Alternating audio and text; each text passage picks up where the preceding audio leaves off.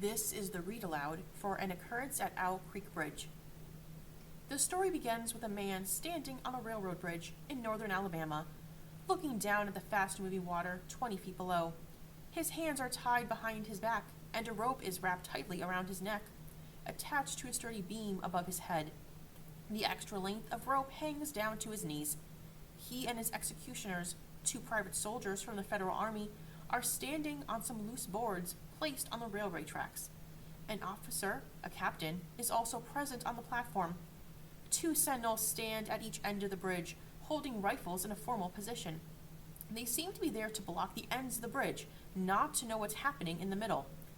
The railroad disappears into a forest after 100 yards, and the other side of the river is an open area with a fort.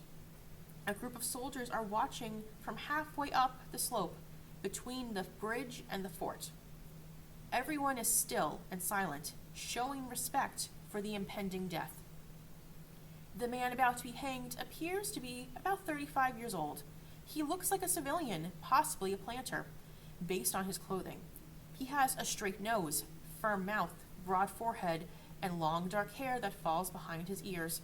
He has a mustache and a pointed beard, but no sideburns.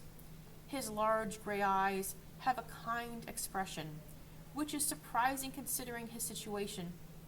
Clearly, he is not a common criminal.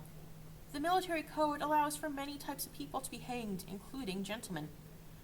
Once everything was ready, the 2 soldiers step aside, each removing the plank they had been standing on. The sergeant saluted the captain and positioned himself right behind him. The captain then took a step to the side. This left the man who was about to be executed and the sergeant standing on opposite ends of the same plank, which laid across 3 of the bridge's cross ties. The end of the plank where the man stood almost reached a 4th cross tie. The plank had been held in place by the captain's weight, but now the sergeant's weight was keeping it steady. When the captain gave the signal, the sergeant would step aside. The plank would tilt, and the man would fall between the 2 cross ties.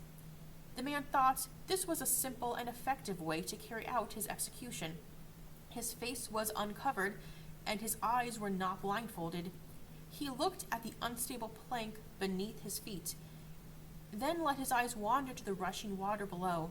He noticed a piece of driftwood floating by and watched it as it slowly moved downstream. He closed his eyes, trying to focus his last thoughts on his wife and children. But the golden morning sunlight of the water, the mist along the banks, the fort, the soldiers, and the piece of driftwood all distracted him. Then he noticed a new sound he couldn't ignore or understand. It was a sharp, clear, metallic sound, like a blacksmith's hammer hitting an anvil. It was a regular sound, but slow, like death knell. He waited for each sound with a mix of impatience and fear. The silence between each sound grew longer and more frustrating. As the sounds became less frequent, they also became louder and sharper. They hurt his ears like a knife. He realized he was hearing the ticking of his watch. He opened his eyes and looked at the water again. He thought, if I could free my hands, I could remove the noose and jump into the water. By diving, I could avoid the bullets and swim to the bank. Then I could run to the woods and go home.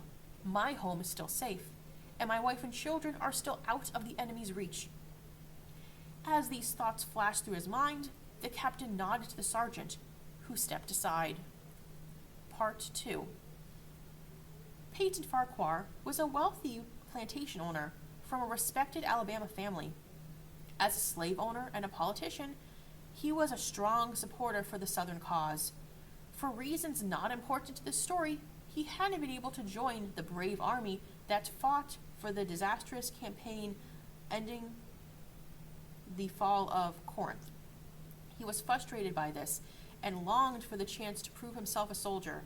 He believed that opportunity would come, as it does for everyone during the war. In the meantime, he did what he could to help the South. No task was too small or too dangerous for him, as long as it was appropriate for a civilian who was a soldier at heart.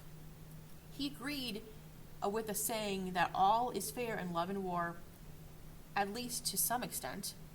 One evening, Farquhar and his wife were relaxing on a bench near their home when a soldier in gray uniform rode up to their gate. He asked for a drink of water, and Miss Farquhar, who was more than willing to serve him. As she went to get the water, Farquhar approached the soldier, curious about any news of the war front. The soldier informed him, "The Yanks are fixing the railroad and preparing for another attack. They've reached the Owl Creek Bridge, repairing it, and built a fort on the northern side. The commander has posted orders, everything stating that any civilian caught messing with the railroad, the bridges, tunnels, or trains will be hanged on the spot. I've seen the order myself." Curious, Farquhar asked, "How far is the Owl Creek Bridge?" "About 30 miles, the soldier replied. "Are there any troops on this side of the creek?" "Just a guard post about half a mile out, on the railroad, and a single guard at this end of the bridge." Farquhar, with a smile, asked, "What if a civilian, managed to sneak past the guard post and overpower the guard? What could he do?" The soldier thought for a moment. "I was there a month ago. I noticed that last winter's flood left a lot of driftwood against the wooden pier at the end of the bridge. It's dry now and would burn easily." Miss Farquhar returned with the water, which the soldier drank. He thanked her, nodded to her husband, and then rode off. An hour later, he passed their home again, heading north. He was a scout for the Federal Army. As Peyton Farquhar plummeted... We're on part